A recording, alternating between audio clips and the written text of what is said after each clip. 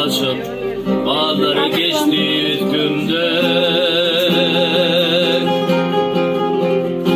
Yine başım aşağı aşağı eğildi.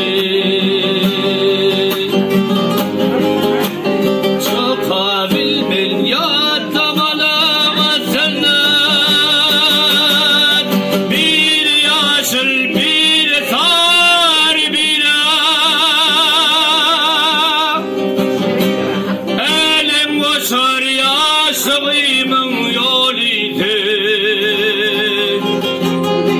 Görüptün sen bizi bunda ikice,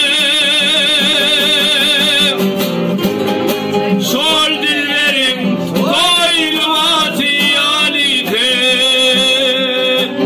yalide, yalide,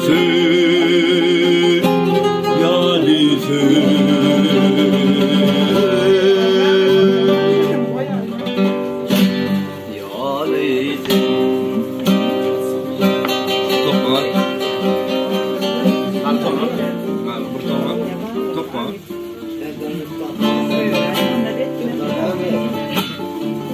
Geçip var ya aylar yıllar koşuyorlar,